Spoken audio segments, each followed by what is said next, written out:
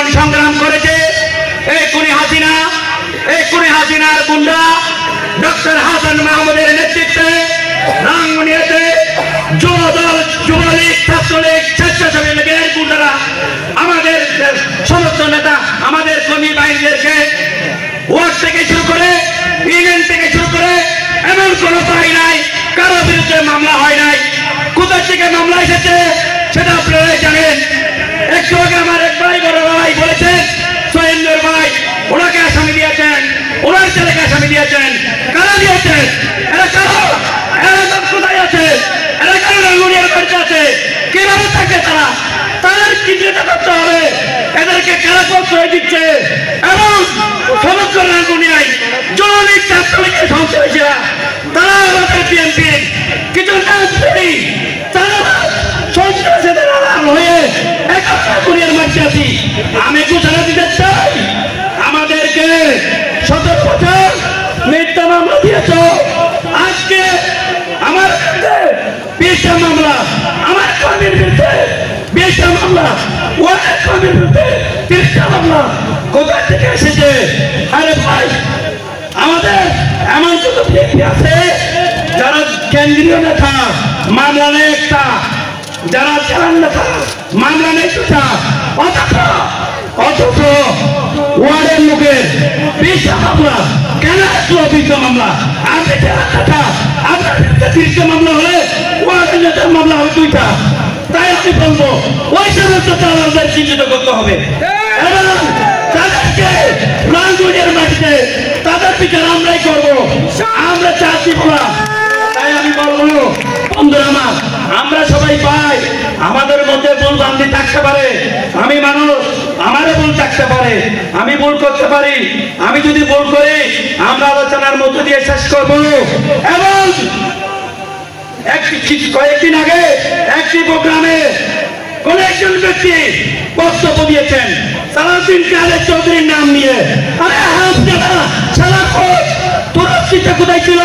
তুই তো প্রতি সুকান্তার ছেলে, তুই সালাউদ্দিন কাদের চৌধুরীকে নিয়ে কথা বলো, তোর সাহস কেন বলো? মোদি সুকান্তার সালাউদ্দিন কাদের চৌধুরীর নাম ধরো।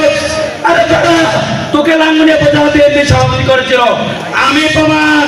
সালাউদ্দিন কাদের চৌধুরী যখন সংসদ বিষয়ক উপদেষ্টা ছিল রাঙ্গুনিয়া আমি ছিলাম, তারাই উপজেলায় বিভিন্ন জায়গায় বিভিন্ন প্রশাসনিক স্তরে আমি ছিলাম, আমি দেখেছি তাদের চরিত্র। তারা কম থেকে টিকের কাবিকা 2%, 3%, 5%, এটা নিয়ে অলরেডি আমার সাথে একটা ঝগড়া হয়েছে প্যারামন্ডের চাকরি প্যারামন্ডের সামনে। এই 2%, 5% আমরা ছেলেবেলেরা মিছিল মিটিং করি, তারা রাঙ্গুনিয়া উপজেলা বসে টিয়ার কাবিকা ভাগ করে। সেটার জন্য আমার সাথে ব্যক্তিগত আমার আন্দোলনের সাথে তাদের ঝগড়া হয়েছে, তাদের সাথে আমি বিয়াদবি করেছি। আজকে ওই ব্যক্তি আজকে সালাউদ্দিন কাদের চৌধুরীর নাম নেই, সাহস কোথা থেকে আসছে? সালাউদ্দিন কাদের চৌধুরীর নাম বিক্রি করে এগুলো নেতা আমার স্বপ্ন। আরে মিয়া, তুমি উপজেলা বিএনপি সভাপতি হয়েছ, এরপর থেকে তুমি বলো কমিটির সেক্রেটারি সভাপতি হয়েছ, বলো প্রমাণ দাও, আমাকে প্রমাণ দাও। তাই আমি বলবো সাবধান হয়ে যাও, সাবধান হয়ে যাও। রাঙ্গুনিয়ার মাটিতে দালালের জায়গা রাখবো না। কিভাবে করতে হয় এটা আমাদের ছাত্র জনতারাই জানে। আমরা সিদ্ধান্ত নিয়ে ফেলেছি, হয়তো আমরা থাকবো, নাইলে দালালরা থাকবে, আওয়ামী লীগ থাকবে। আরেকটা কথা, নমিনেশন নিয়ে কথা আছে।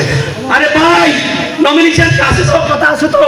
সালাউদ্দিন কাদের চৌধুরীকে নরেন্দ্র মোদীর ইন্ডিয়ার প্রধানমন্ত্রী শেখ হাসিনার সময় হত্যা করেছে। হত্যা কেন করেছে? তিনি ইসলামী মূল্যবোধের বিশ্বাসী ছিল, ওনাকে হত্যা করেছে। না হয় সালাউদ্দিন কাদের চৌধুরীর পাশে বাংলার মাটিতে হতো না। একই সাথে হুমায়ুন কাদের চৌধুরীকে গুম করেছে। কেন গুম করেছে? তিনি এই খুনি হাসিনা সরকারকে হুমকি দিয়েছিল, বলে যে আমার বাবার পিছে বাংলার মাটিতে আমি করবো, বাংলার জনগণ করবে। তাই এই হুমায়ুন কাদের চৌধুরীকে গুম করেছিল। আমি বক্তব্য দীর্ঘায়িত করবো না ভাই, নমিনেশন নিয়ে কথা বলে, নমিনেশন নিয়ে তাদের নাম বলে।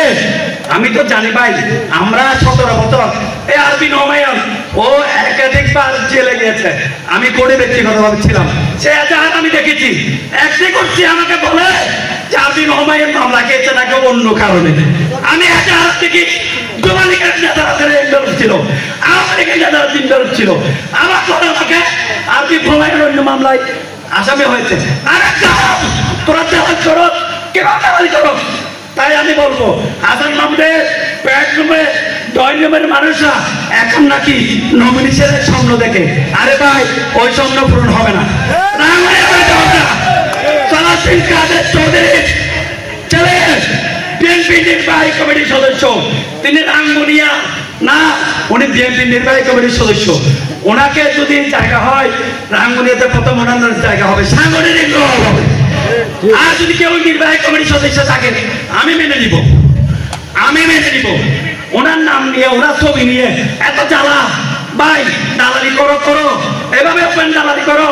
শালা বোস তুই কোথায় দোকানদার, শালা তুই আগে চোখের গ্লাস দেয়া খবর বলে আজকে আমি জানা দিচ্ছি তোকে থেকে ভাই জুতা পিঠে খবরতে। তাই আমি সবার কাছে ক্ষমা নিচ্ছি, সবাইকে আন্তরিক ধন্যবাদ জানাচ্ছি এই অনুষ্ঠান সফল করার জন্য এবং যারা এই আয়োজন করেছে তাদেরকে ধন্যবাদ জানাচ্ছি।